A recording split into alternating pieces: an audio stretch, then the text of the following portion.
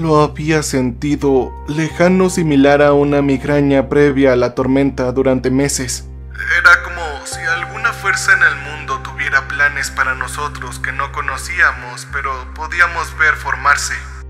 El embarazo de mi esposa había sido difícil desde el principio, sin mencionar la cantidad de tratamientos FIV que tomó. Se sentía como si nuestras vidas hubieran estado en alguna vía de tren destartalada, de alguna manera todavía aferrándose a los bordes. Ninguno de nosotros estaba listo y ambos lo sabíamos.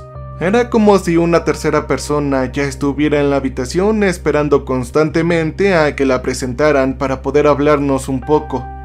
Julie estaba trabajando hasta los huesos en el hospital durante el último año sin personal y mal pagada. Ella se tomó un descanso tan pronto como pudo cuando se confirmó el embarazo. Me dijo que tenía sentimientos similares a los míos, como si algo más viniera y no solo era el bebé. Seguía diciendo que solo me quería en casa en el sofá a su lado por la noche. Mis manos sobre las suyas mientras masajeaban la creciente barriga, eso era todo lo que necesitaba para sentirse cómoda. Yo era un policía de turno y arrastré mis pies al pedir el tiempo libre, así que el destino intervino y me acompañó de una manera que no podía ni siquiera imaginar. Era un viernes e iba a hablar con el sargento de personal al final del turno, pero recibí una llamada de la escuela secundaria local. Había un tiroteo en curso. 2 tiradores activos con pequeños explosivos. Entré en el estacionamiento de la escuela y vi humo saliendo de las ventanas y fuego azotando desde adentro. Rápidamente corrí a las puertas traseras de la escuela, pero las encontré cerradas con cadenas desde adentro. Pude ver que había un gran candado grueso que la mantenía cerrada. Disparos, gritos y pequeñas explosiones resonaban desde el interior. También salía humo por debajo de las puertas. Yo respondí por la radio y me dijeron que el equipo táctico estaba a solo 4 minutos. Sin embargo, otro oficial, O'Reilly, estuvo 1 minuto afuera y lo atendió antes de entrar. No seríamos capaces de ayudar a los niños dentro de la puerta de ninguna manera. El entrenamiento IART que hicimos, acción inmediata, despliegue rápido, fue muy claro que en situaciones de alto riesgo nuestra única intención era eliminar al tirador. Era el típico corre rápido y dispara. El contacto temprano es la clave. Fue un concepto que surgió a raíz del tiroteo en Columbine. Los socorristas ya no estaban estableciendo un perímetro o incluso tratando de ayudar a los heridos. Oh no, localizar y neutralizar a los tiradores era nuestro único objetivo. Pero el llanto al otro lado de las puertas se había convertido en lamentaciones. Los golpes ya se habían detenido, así que comprobé la hora. Había pasado solo 60 segundos. No había ni un rastro de O'Reilly. Él era el tipo de policía que evitaba actualmente cualquier llamada que requiriera que saliera de su patrulla. Donde quiera que estuviera, apuesto a que estaba monitoreando la radio y no aparecería hasta después de que llegara el equipo táctico. Los lamentos al otro lado de la puerta se callaron. Yo simplemente no podía esperar más. Ya había esperado demasiado tiempo. Regresé corriendo a mi patrulla y tomé mi paquete. Constaba de cortadores de pernos, una palanca y un chaleco adicional por si acaso. Clavé la palanca en la ventana de malla. El vidrio apenas se rompió, pero tuve que romper la gruesa red de metal. Salió humo y todos los sonidos de los horrores del interior vinieron a mi encuentro. Apenas podía distinguir el interior, pero logré encontrar el candado y lo rompí con el cortador de pernos. Abrí la puerta de un tirón y salieron 2 cuerpos diminutos. Estos chicos, habían sido los que estaban pegados a la puerta llorando. Ahora ya se habían ido, ya no tenían vida. En ese momento sentí algo extraño.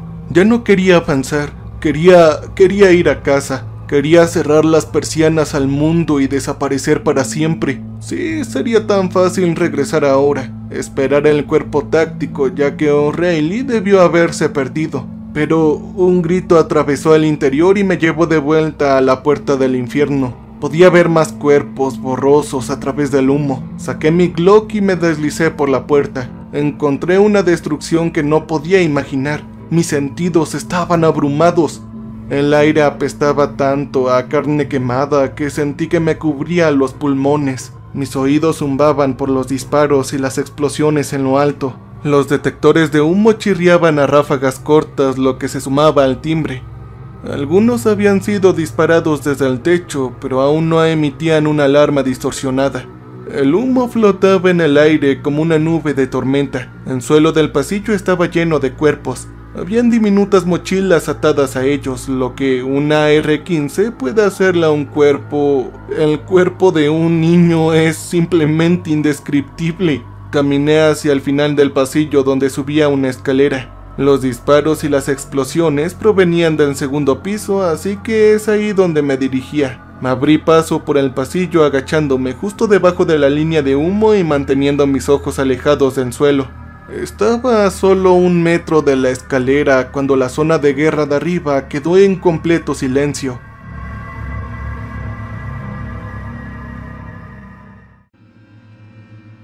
El tiroteo, las explosiones, las carcajadas, los lamentos, todo ello se silenció.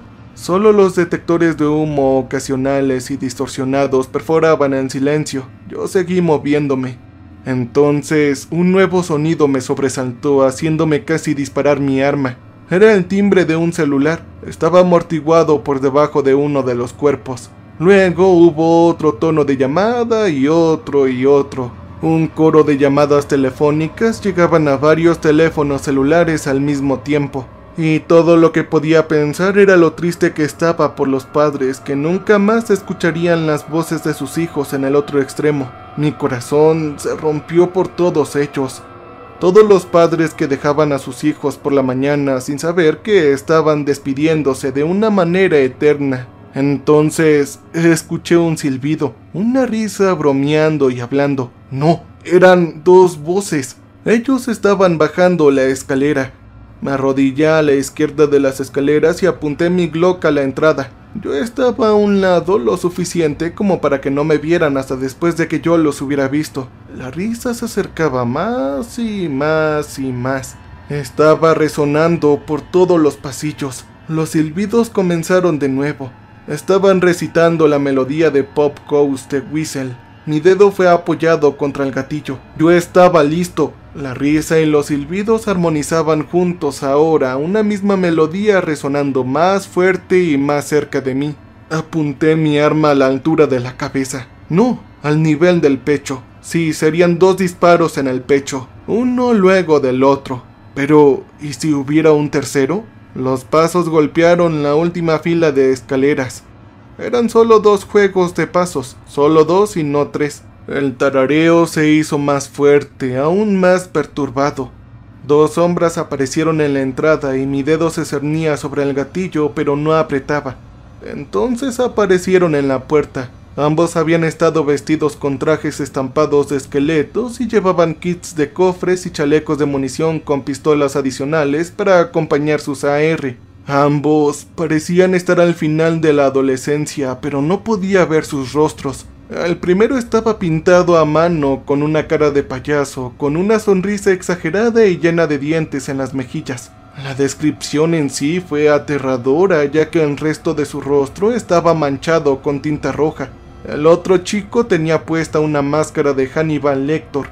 Estaba manchado de sangre que no podía decir si era real o falsa.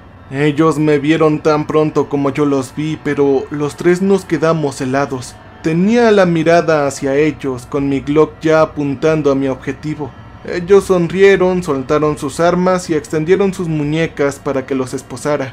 «Vamos, hombre, arréstenos, usted será el héroe», dijo burlonamente, y yo no era capaz de decir nada. No pensé si tenían cargas explosivas que podrían haber volado no solo a nosotros, sino que posiblemente incluso toda la escuela. No pensé en lo tortuosa que sería la prisión para ellos por el resto de sus vidas si los traía. Todo lo que podía pensar era cuánto los quería enterrados bajo la prisión, que fueran borrados de la historia. Puse 2 tiros en la cabeza del adolescente sonriente y 2 en la cabeza del niño Hannibal Lecter. Ambos cayeron con fuerza. Sentí que la ira se apoderaba por completo y descargué todo el cargador entre los 2. Acribillé sus caras. No quería que tuvieran un ataúd abierto. No quería que nadie más volviera a ver a estos dos. Más tarde me pusieron de baja cuando entraron a investigar. Me trajeron varias veces, las entrevistas atormentaron mis días y casi hubo un caso penal en mi contra por parte de los padres de los tiradores. Tenían un caso razonable contra lo que hice. Simplemente no puedo imaginar tener el descaro de presentarse después de lo que habían hecho sus hijos. Desde ese momento he estado fuera del trabajo desde entonces, lo cual había sido el plan antes, pero no de esta manera. Las pesadillas me perseguían. Todos ellos estaban con los dos chicos. Yo era mayor en el sueño y de alguna manera sabía que tenía una hija en un salón de clases en el piso de arriba.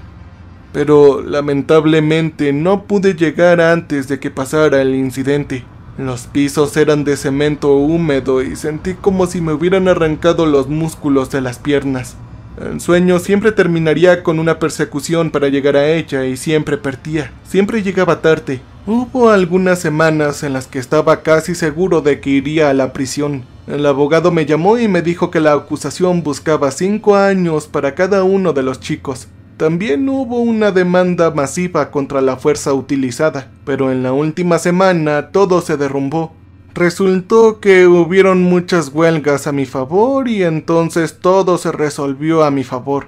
Me dejaron libre, pero me dieron una licencia con visitas semanales obligatorias a un psicólogo conductual.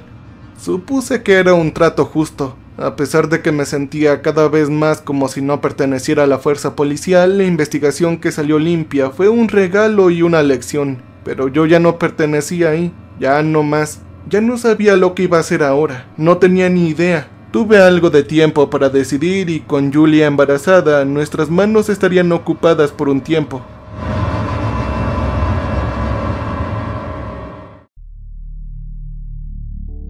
Con los dos en casa ahora, había visto cambios en Julie a medida que avanzaba el embarazo. Cada vez más la encontraba en la habitación del bebé sosteniendo sus manos sobre su vientre. También ella tocaba los pequeños calcetines y gorros del bebé. Miramos a través de los libros ilustrados con los que eventualmente lo entretendríamos. Nos acostumbramos poco a poco al movimiento de la mecedora.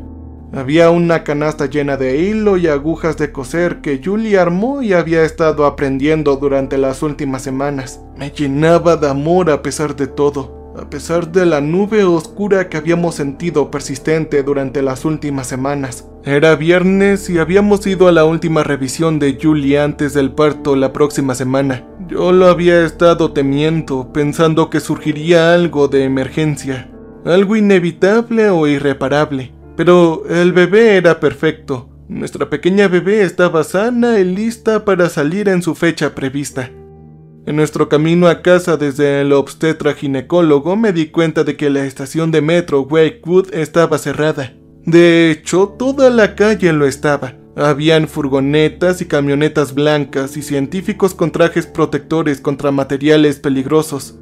Era una fuerte presencia militar. Normalmente no estaría nervioso por algo como esto, pero la estación estaba a una cuadra de nuestro edificio de departamentos. En lo que era aún más extraño, yo no vi a ningún camarógrafo de noticias cercano. No había nadie informando de algo. Cuando llegamos a casa busqué actualizaciones sobre Wakewood. No había nada de ninguna cadena de noticias principal, mediana o secundaria. Todo lo que encontré fueron algunas publicaciones en Twitter, las cuales más tarde fueron prohibidas en la sombra o eliminadas rápidamente. Justo cuando mi interés alcanzaba su punto máximo, llamaron a la ventana.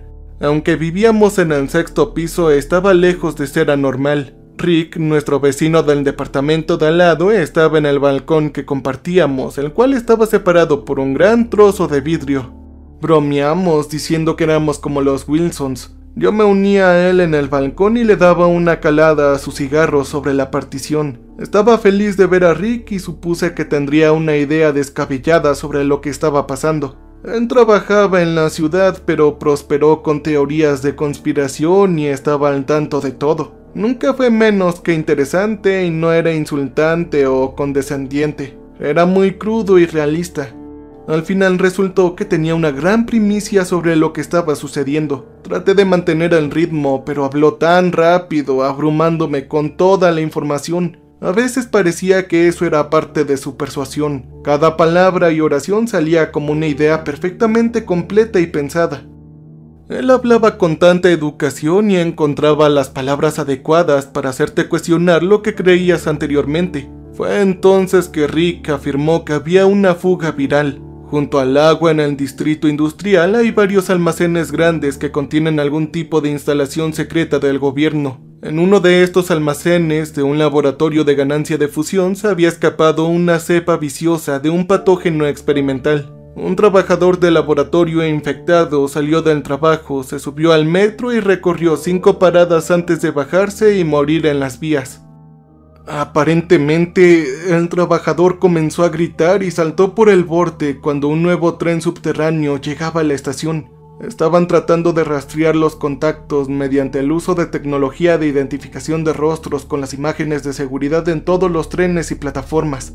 Yo le pregunté a él cómo sabía todo esto y dijo que tenía personas trabajando en la ciudad que le estaban dando detalles a medida que ocurría. El propio Rick era electricista, entraba y salía constantemente de los sistemas de metro.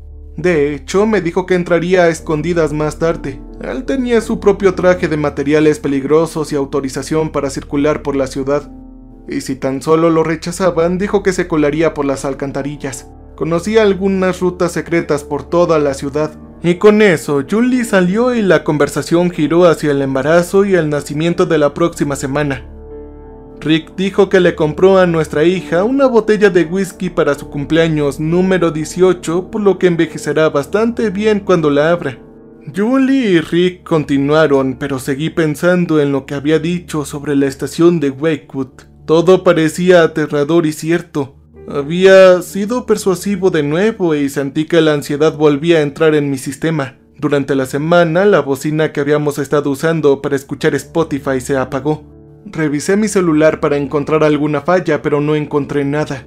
Julie revisó la suya y estaba igual. Nuestro enrutador inalámbrico no estaba captando ninguna señal. Encendía el televisor y todos los canales tenían lo mismo en una pantalla amarilla brillante. Era una especie de advertencia. El centro de la ciudad estaba bajo un bloqueo estricto e inmediato. Nadie debía salir de sus casas bajo ninguna circunstancia. Debíamos dejar el televisor encendido para recibir más instrucciones, tal como lo habían dicho.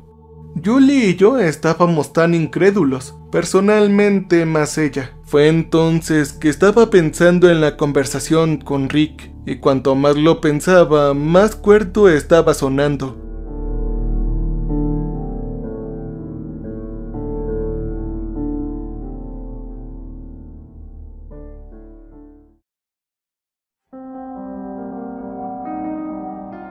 Quería ver qué pasaba sobre todo esto, pero cuando golpeé la pared que compartíamos con él no obtuve nada a cambio. Eso significaba que Rick ya estaba ahí en los sistemas de metro, descubriendo lo que estaba pasando o tal vez siendo arrestado por la policía. Miré por la ventana y me asomé a otros edificios de apartamentos. Todos estaban llenos de las luces amarillas de las advertencias de la pantalla del televisor.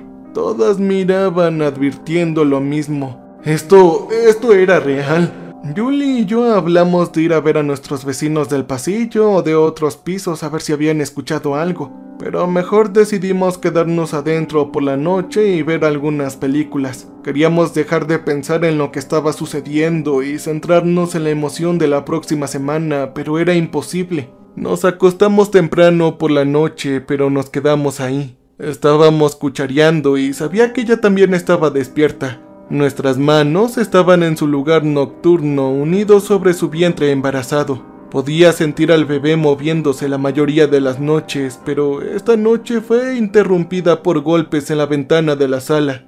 ¿Era Rick? Él estaba de vuelta. Yo salí a recibirlo al balcón sumamente emocionado. El pobre tipo estaba en pánico, cubierto de sudor, como si acabara de correr un maratón en lo que parecía al menos medio correcto. A lo que él me dijo, se había metido en la estación de metro y había aprendido cosas malas, cosas que el gobierno no quieren que nadie se entere.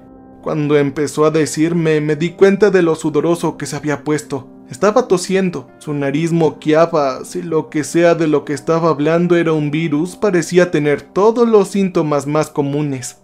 Yo le pedí que se calmara y hablara despacio. Él, por supuesto, tomó aire y controló su respiración. Rick afirmó que estaba equivocado más o menos y que no eran laboratorios químicos en los almacenes. Era una serie de instalaciones de pruebas para aceleradores de partículas avanzados. Un contratista de defensa había construido un nuevo e innovador colisionador de hadrones para probar los sistemas de la aceleración cósmica y la materia oscura.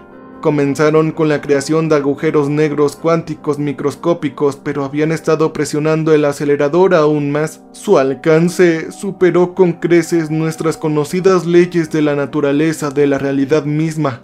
Algo salió de uno de los agujeros negros antes de que se apagara el acelerador. La CDC había sido traída rápidamente para contenerlo y estudiarlo. Lo que habían descubierto era algo así como un virus, al menos así se referían a él. Pero no se parecía a nada de lo que alguien hubiera oído hablar antes. Era tanto fisiológico como psicológico. Se referían a él como Pandemia 115. Parece que cuando te infectas comenzaría con una migraña, escalofríos y fiebre. Después de eso comenzarían las alucinaciones, escucharías las cosas primero, verías cosas que no son de este mundo y seguirás empujándolos sobre ti. El virus viene en 3 oleadas de esas en el transcurso de una vida útil de 9 horas. Operaba adhiriéndose a nuestro sistema nervioso y glándulas suprarrenales alimentándose de nuestros picos de cortisol que ocurren naturalmente durante las respuestas de miedo. El virus hiperinteligente encuentra nuestros pensamientos más personales que inducen miedo y los sobrecarga, fortaleciéndose a sí mismo a medida que nos debilitamos. Al final el virus quema al huésped con una fiebre de 115, y lo que es peor, tiene una tasa de mortalidad por infección del 80%. ¡80! Rick tuvo un ataque de tos y carraspeo que luego atribuyó a que había fumado demasiados cigarrillos, pero yo no creía que eso fuera cierto. Parecía que su cuerpo estaba tratando de luchar contra algo y que estaba perdiendo la batalla. Esto me estaba poniendo muy nervioso. Ya sea que lo del colisionador de hadrones fuera preciso o no, había algún tipo de virus o bacteria que causaba un bloqueo masivo en toda la ciudad. Y bueno o malo, Rick era nuestra única fuente actual de información. De repente, una piedra golpeó nuestra ventana desde abajo y los gritos de un megáfono bramaron desde la calle. Las voces de abajo nos ordenaron regresar adentro bajo amenaza de arresto inmediato. Entré corriendo y directamente hacia mi esposa. Ella había estado ahí en la puerta del balcón escuchando. Nos agachamos y cerramos la puerta. La patrulla se fue y volvió la inquietante quietud del tranquilo barrio. Mi esposa y yo susurramos el uno al otro. Me dijo que había escuchado la mayor parte de lo que dijo Rick y que todo eso parecía una locura. Por supuesto, estuve de acuerdo, pero algo muy malo estaba pasando. Pasos y movimiento venían de las escaleras al final del pasillo. Escuché más órdenes siendo gritadas. Entonces se pusieron tablas contra las puertas.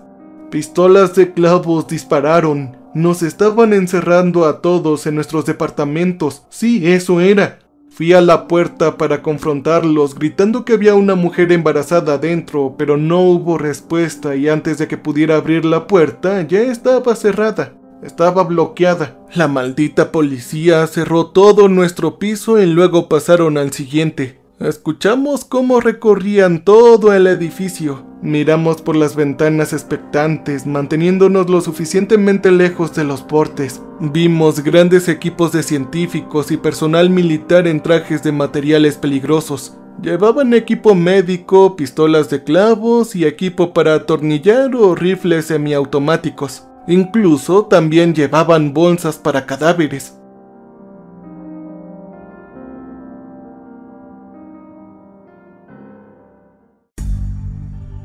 Al costado de nuestra pared estalló con un estruendo. Era nuestro vecino, Rick. Parecía que iba a entrar directamente a nuestro departamento. Pero entonces empezó a gritar con los más aterrorizados e inquietantes chillidos de absoluto miedo. Yo le grité e incluso golpeé hacia atrás desde nuestro lado, pero Rick continuó gritando y golpeando su lado de la pared. Entonces, el ruido sordo se detuvo. Todo quedó en silencio por unos segundos, pero después los gritos continuaron y se extendieron por el departamento de Rick. Un segundo después escuchamos romperse los cristales. Entonces escuchamos un ruido sordo, horrible y enfermizo en el pavimento de abajo. Corrimos a la ventana y vimos el cuerpo de Rick tirado en el pavimento. Los hombres con trajes de materiales peligrosos se movieron con mangueras grandes y rociaron un líquido similar al cemento que se solidifica en segundos después de cubrir su cuerpo.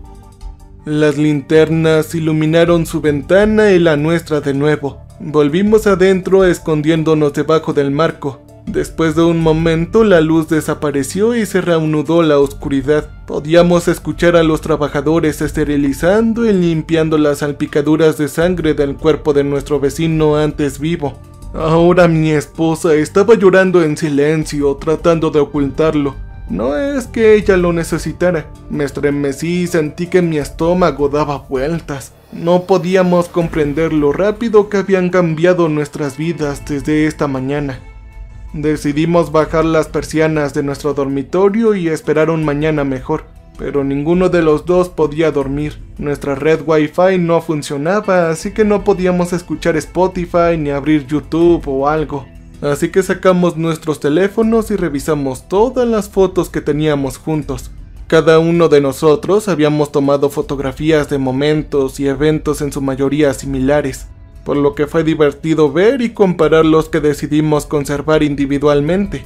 Nos puso de mejor humor y empezamos a besarnos. Sin embargo, el acto fue interrumpido por el tono de una llamada del teléfono celular. Provenía de la sala y no era uno de nuestros teléfonos. Yo me levanté confundido. Julie estaba aún más desconcertada que yo. Ella no podía oír nada. Cuando llegué a la puerta de un dormitorio sonó otro teléfono celular. Era el tema musical de Bob Esponja. Luego se unió otra melodía de un programa infantil diferente. Entré en la sala de estar cuando se unieron 4, 5, 6 nuevos teléfonos celulares. Había comenzado un coro extraño, y todos alcanzaban la misma armonía que había escuchado antes. Estaba en el pasillo de la escuela, lleno de niños muertos y sus tonos de llamadas interminables. En el piso de la sala de estar había una pila de teléfonos celulares ensangrentados, todos sonando con las pantallas que mostraban las palabras de mamá o papá. Julie se colocó a mi lado preocupada. No escuchaba los teléfonos celulares, ni siquiera los veía. El dolor atravesó mi cerebro y no podía pensar cuánta migraña tomó el control. Me tropecé de nuevo en el sofá. Julie se dejó caer a mi lado, poniendo sus manos sobre mí para consolarme. Y ahí fue cuando me di cuenta de que me estaba congelando. Y no me refiero a que solo estaba frío, sino que realmente parecía una persona congelada, como si estuviera muerto. Ella me arrojó una manta sobre mí rápidamente. Julie estaba tratando de acalentarme y como una nube de niebla que se disipa, la migraña se aflojó. Pero fue reemplazada por algo más. Lo que sea que estaba allá afuera infectando a la gente, yo lo tenía. Y la primera ola estaba a punto de comenzar. La fiebre sacudió todo mi cuerpo. Nunca me había sentido tan caliente, como si estuviera en llamas por dentro y por fuera. Mi esposa me metió en la ducha y lanzó agua fría contra mí. Me acosté en la bañera hiperventilado. Mientras las lágrimas abrumaban a mi esposa, se tapó la cara con las manos. Todo esto era demasiado para nosotros dos. Entonces los sollozos y las lágrimas cambiaron casi imperceptiblemente, pero siguió cambiando, como un canal de televisión estático entrando en recepción. Ya no estaba llorando, estaba riéndose maníacamente. Lentamente Julie comenzó a quitarse las manos de la cara y esa ya no era su cara.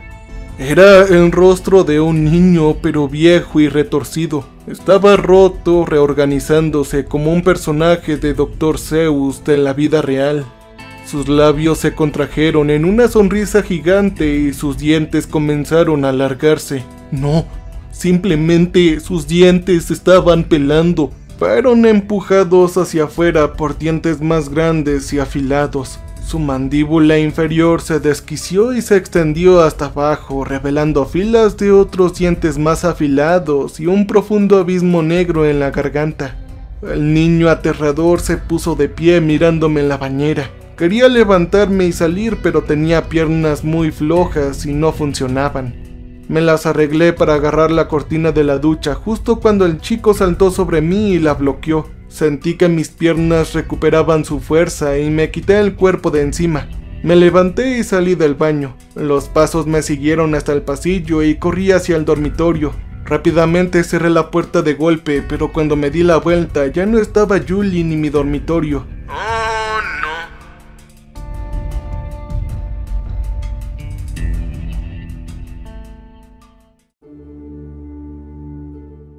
Ahora estaba en el sótano de mi infancia. La solitaria y meticulosa bombilla del techo se encendía y se apagaba. Sí, como solía hacerlo antes. Mis ojos se mantuvieron alejados de la esquina trasera del sótano, pero pude ver algo que sobresalía de las sombras. Las dos barras protectoras plateadas que formaban la jaula en la parte delantera de un casco de fútbol americano. Mi corazón se convirtió en una ametralladora. Estaba al 1000 por hora. El resto de mi cuerpo estaba paralizado. Era el casco, el viejo casco de fútbol de la escuela secundaria de mi papá. Un miedo que había sido olvidado hace mucho tiempo y de repente me invadió con una nostalgia horrible.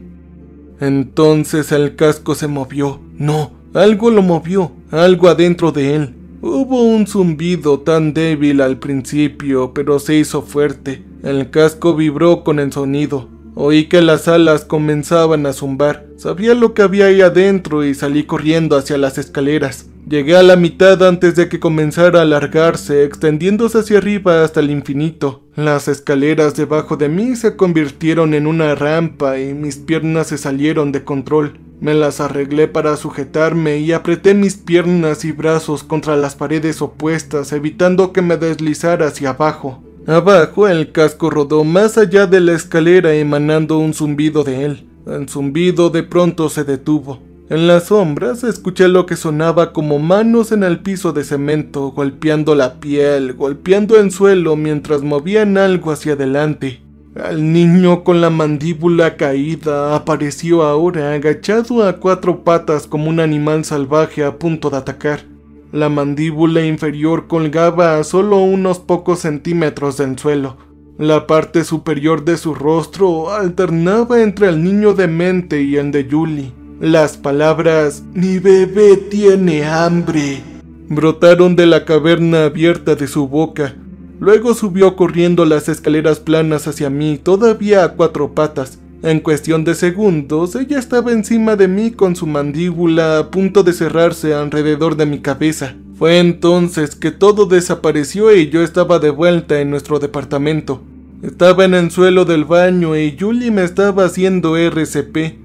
Sentí como si mis pulmones hubieran sido utilizados para correr maratones consecutivos y mi corazón hubiera estado agitado en la pintura. Estaba nervioso y en pánico, con mis ojos recorriendo la habitación en busca de depredadores. Pero no había ninguno. La primera etapa de la ola había terminado y apenas pude pasarla. Se sentía exactamente como Rick lo había dicho y con eso la aterradora comprensión de que Julie probablemente también lo tendría ahora. Y en consecuencia el bebé en su vientre también. No pudo haber pasado más de 1 minuto cuando Julie se desplomó frotándose suavemente. La migraña había comenzado. Observé cómo los escalofríos recorrían su cuerpo. Luego la fiebre y luego por un momento pareció lúcida y bien.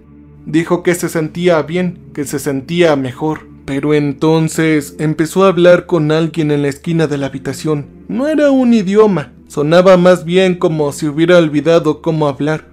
Sin embargo, algo similar había estado sucediendo durante las últimas semanas. Ella lo había llamado cerebro embarazado y dijo que su mente se nublaba a veces cuando intentaba pensar en una palabra. Esto fue diferente. Esto fue más bien Galamatías, y un Galamatías asustado además. Julie se puso de pie en la calma y gritó en la esquina de miedo. Traté de calmarla, pero saltó de la cama y salió corriendo al pasillo. La perseguí y la encontré en la cocina. Ahora estaba rebuscando en el cajón de los utensilios y encontró un par de tijeras. Tenía el extremo puntiagudo en su vientre y le gritaba a alguien detrás de mí. Yo me congelé con miedo de moverme y causarle pánico. Ella no parecía verme, así que me acerqué lentamente, planeando de alguna manera quitarle las tijeras de la mano. Estaba casi junto a ella cuando su atención pasó de sobre mi hombro a mis ojos. Apartó las tijeras, las levantó por encima de su cabeza y me cortó con ellas. Me las arreglé para agarrar su muñeca y torcerla hasta que dejó caer las tijeras. Agarré su otra muñeca y tiré de ella hacia abajo con cuidado, teniendo en cuenta al bebé. Lentamente sostuve a Julie con fuerza mientras ella se retorcía contra mí. Ella estaba tratando de escapar. Poco a poco su lucha se alivió. Sentí que su cuerpo se relajaba, su respiración se hizo más lenta, luego se estremeció y volvió en sí. Ella estaba de vuelta despierta. Julie estaba temblando. Lo que sea que hubiera visto la había sacudido hasta la médula. La llevé al sofá y nos pusimos los más cómodos que pudimos. Un grito de uno de los departamentos de arriba rompió la serenidad momentánea. Luego otro grito en algún lugar de los pisos de abajo. Hubieron golpes en las paredes, los pisos y el techo. Podíamos escuchar peleas, más gritos y gritos de ayuda. Todos se desvanecieron lentamente y volvió al silencio. No me di cuenta, pero la primera ola había sido mucho más larga que la alucinación que recordaba. Así que traté de prepararme para la próxima ola. Me preguntaba con qué diablos iba a afrontar ahora. Después de todo, había encontrado mi miedo infantil al sótano de mis padres, el casco de fútbol y la polilla en el interior. Solo tenía 8 años cuando sucedió, pero se sintió como un momento decisivo.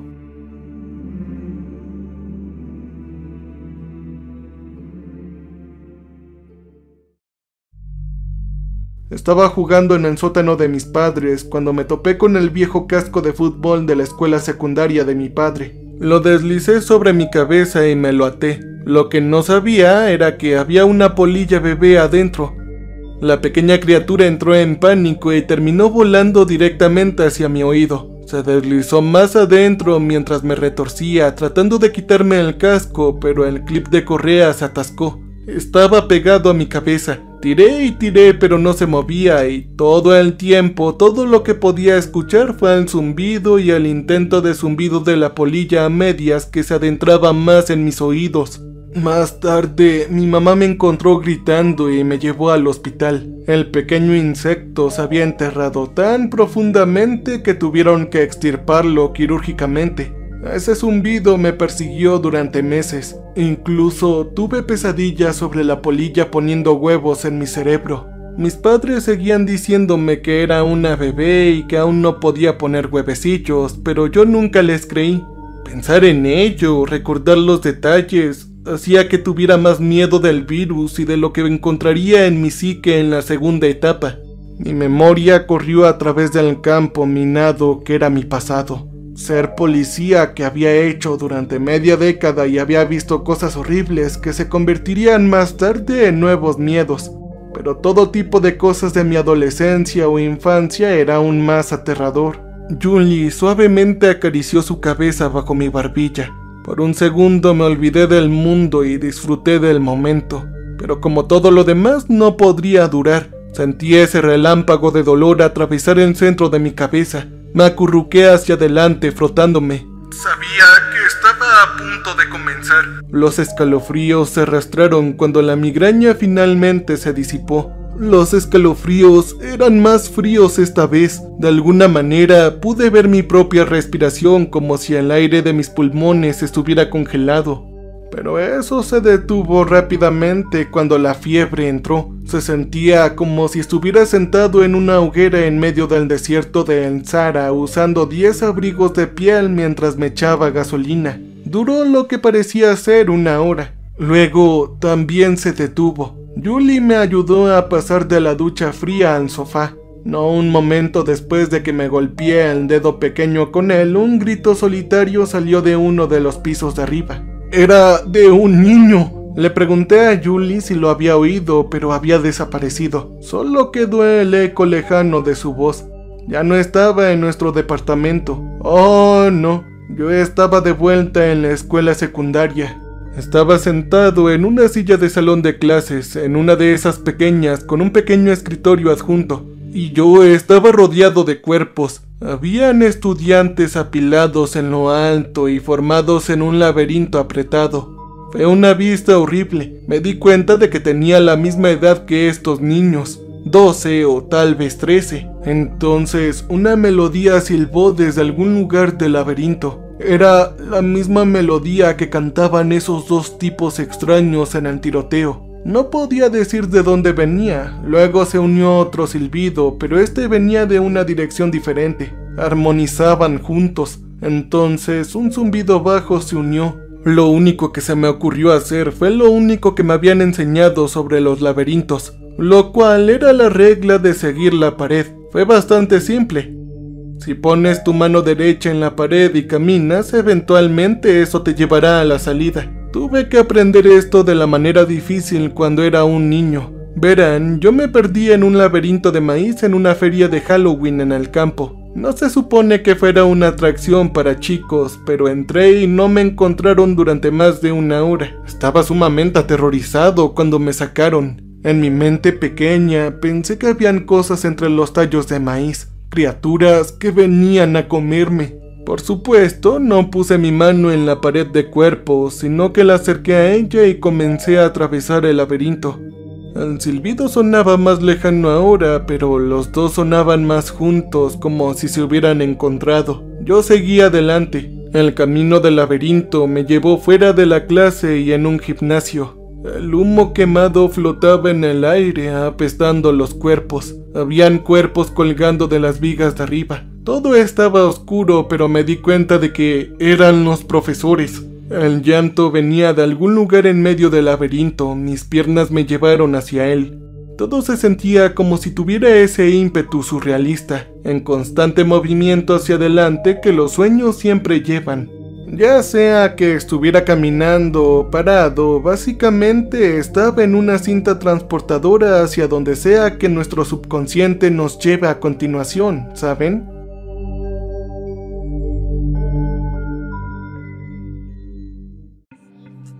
Mi mano derecha todavía estaba extendida hacia la pared de cuerpos, con pequeñas manos rozándome cuando pasaba. El camino se hizo más estrecho y más alto a medida que me acercaba al llanto. Escuché un crujido arriba y miré hacia el techo. Me di cuenta de que ahora los profesores estaban bajándose de las vigas y en el laberinto conmigo. Se estaban uniendo a los silbidos de los chicos, causando un fuerte eco a través del gimnasio. Traté de acelerar mi ritmo, pero no tenía control sobre él. El silbido era abrumador y mezclado con él podía escuchar los tonos de llamada de los niños uniéndose. Zumbidos y zumbidos provenían de los lados de las paredes y había movimiento entre los cuerpos apilados. Doblé una esquina y me encontré en un callejón sin salida, pero no estaba solo. Había una niña ahí. Yo la reconocí de inmediato. ¿Era Julie? Había visto innumerables fotos de ella cuando era pequeña, no es que necesitaba identificarla. Tenía la misma cara, solo 15 años más joven. Ella me preguntó si yo estaba aquí para salvarla. En respuesta dije que sí, pero no sabía cómo hacerlo. Ella tomó mi mano y me dijo que solo estar ahí era suficiente. Los silbidos y los tonos de llamada se acercaron más. Julie me condujo por el camino por el que acabábamos de llegar, pero ahora había una bifurcación en el carril que conducía a la izquierda. Los sonidos venían del camino a la derecha, así que fuimos a la izquierda. El laberinto nos condujo fuera del gimnasio a una gran sala con una oficina abierta. Era el centro comunitario de Crestview. Lo recordaba de mi infancia. Tomé lecciones de natación aquí y casi me ahogaba. Antes de que pudiera preguntarle por qué me trajo aquí, la pequeña Julie agarró mi mano con más fuerza y me llevó al borde. Ambos estábamos completamente sumergidos. Ella tiraba de mí hacia el fondo. Yo me las arreglé para liberarme de su agarre y nadé hasta la superficie. Entonces los vi. Vi a varios niños por la entrada. Todos los estudiantes y profesores muertos se arrojaron a la piscina. Estaban viniendo por mí. Traté de alejarme nadando, pero el agua estaba espesa y mi cuerpo se sintió como un peso muerto. Yo ya no me podía mover. Manos putrefactas agarraron cada parte de mí mientras los cuerpos me rodeaban, tirando de mí hacia la piscina ahora llena de sangre. Lo último que vi antes de hundirme fueron los dos tiradores parados al borde de la piscina riéndose. Tenían las manos extendidas frente a ellos en el mismo gesto de espóseme oficial. Docenas y docenas de manos tiraron de mí hasta el fondo de la piscina que ya ni siquiera podía ver. Se sentía como si estuviera en el océano. Era imposible luchar contra el agarre, pero seguí pateando y golpeando contra ellos. No, yo no dejaba de pensar en Julie de vuelta en casa en el sofá esperando a que despertara. Sus agarres se volvieron más débiles a medida que continuaba luchando. Me sentía a mí mismo acercándome a la superficie, empujando a través de los cuerpos y alejando sus manos. Justo cuando mi aliento estaba a punto de agotarse, salí a la superficie. Julie salió disparada en el sofá jadeando por aire. Todavía estaba debajo temblando y con vómito fresco goteando de su boca y barbilla sobre su pecho. Limpié el vómito y traté de aclararle la garganta, pero no hubo obstrucciones. Sus vías respiratorias estaban abiertas, respirando rápido, pero sin obstáculos. No sabía qué hacer, todo lo que podía pensar era en acercarla a mí de la mano y frotar ambas manos sobre su vientre. El temblor empeoró, era más pesada. Julie se sintió que estaba empezando a tener convulsiones. Su cabeza se sacudió hacia atrás con violentas sacudidas y luego ella se congeló. Su pecho no se movía hacia arriba o hacia abajo por las respiraciones. Julie jadeó hacia adelante, casi cayendo sobre la mesa de café, pero yo la atrapé. Ella estaba despierta, ella estaba viva, ambos lo estábamos. Antes de que pudiera recuperar el aliento, estaba sollozando, un llanto terrible y triste. No podía imaginar lo que acababa de ver. Ella ha vivido cientos de cosas horribles en el pasado. Solo escuché algunas de sus historias más profundas y fueron espectáculos de horror absoluto. Ni siquiera quería pensar en ello. Quería despejar mi mente de cualquier cosa que el virus pudiera usar.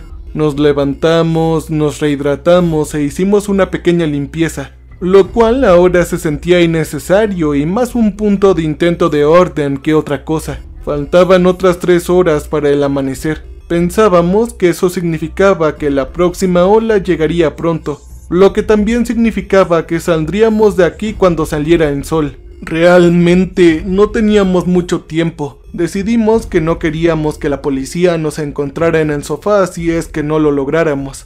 Julie se puso su vestido de novia rasgando los costados para que pudiera caber su vientre embarazado. Yo, por supuesto, me puse el smoking que llevaba cuando me casé. Moví el televisor al dormitorio y pusimos una película que ambos vimos cuando crecimos. Nosotros nos reíamos de los mismos chistes en los mismos momentos. Siempre lo hacíamos. Era nuestra película. Pero pensé en la semana pasada, en lo difícil que habían sido las cosas, en el miedo que tenía. Ahora todo eso se sentía tan pequeño con lo que acababa de ocurrir. Estaba haciendo trato con cualquier dios que estuviera escuchando para que pudiéramos superar esto y estaría agradecido por cada respiro que tomara después. Y con eso la escena de la película en la boda comenzó. Solo que esta vez los personajes no estaban en una iglesia, ahora estaban en el pasillo de una escuela secundaria.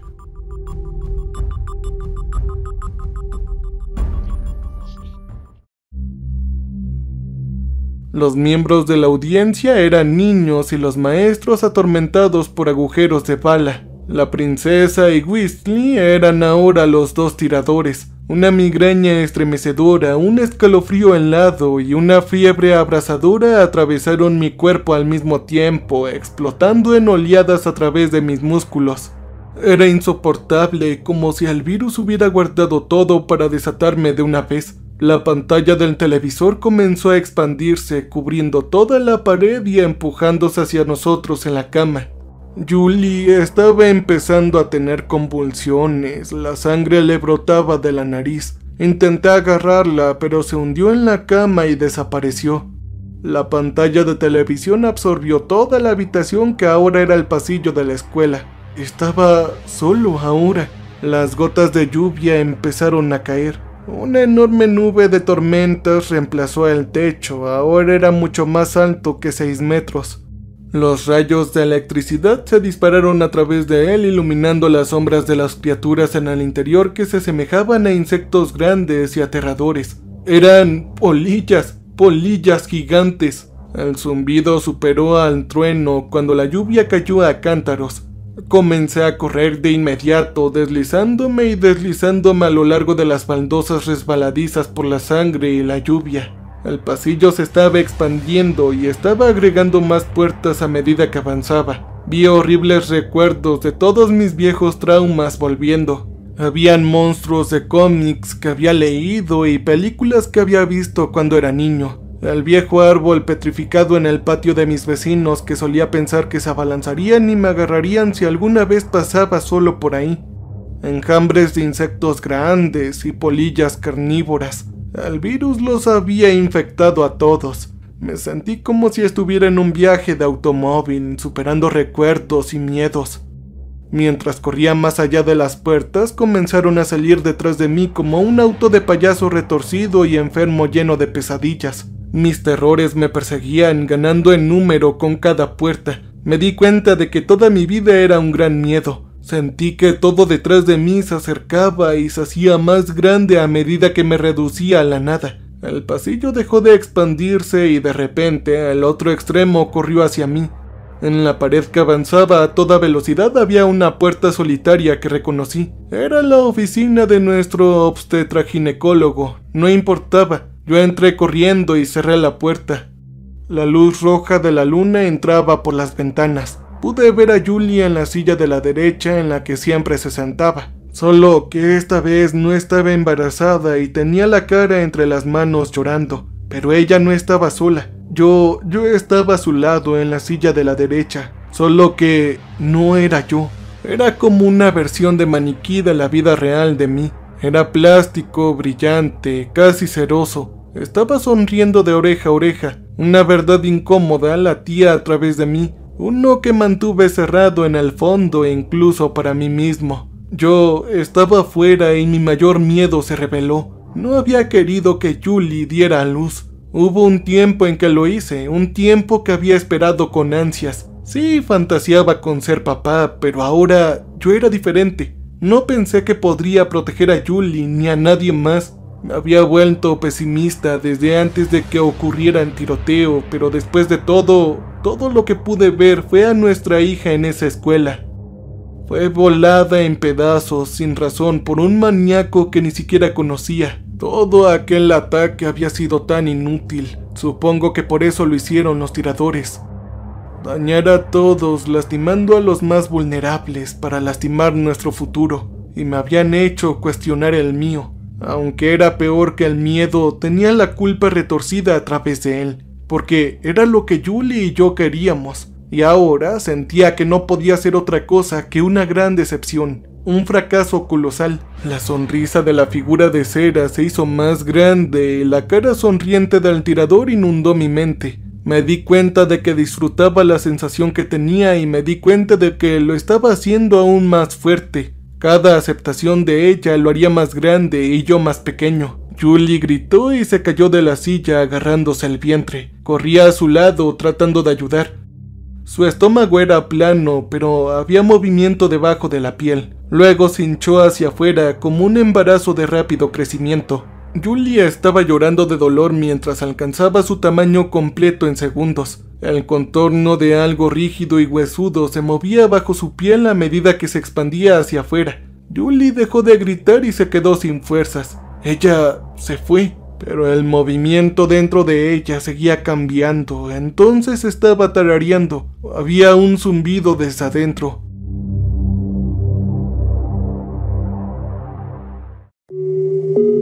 Una garra afilada perforó la piel y desgarró el costado del vientre de mi amada esposa.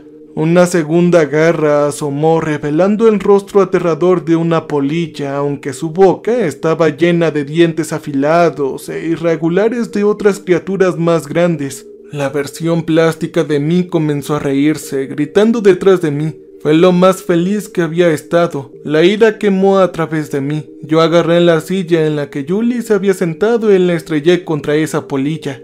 El estómago de mi esposa se hundió hacia adentro mientras lanzaba una lluvia de golpes, convirtiendo a la polilla en un desastre repugnante y pulposo. Mientras destruía a la criatura, me di cuenta de que la ira que me impulsaba y fluía a través de mis brazos era porque yo quería al bebé. Tenía miedo de no estar a la altura del desafío, pero quería ser su padre. Me acordé de todos los sueños positivos que debía tener un bebé, un niño con Julie, lo que haríamos juntos y cómo aprenderíamos y creceríamos con él. La polilla dejó de moverse, todo quedó en silencio. Miré a mi esposa y sentí que el aire salía de la habitación. Mi corazón se detuvo y subió hasta mi garganta. Estábamos de vuelta en nuestro departamento. El sol había salido a lo alto en el cielo ahora y llenaba la sala de estar con toda la luz.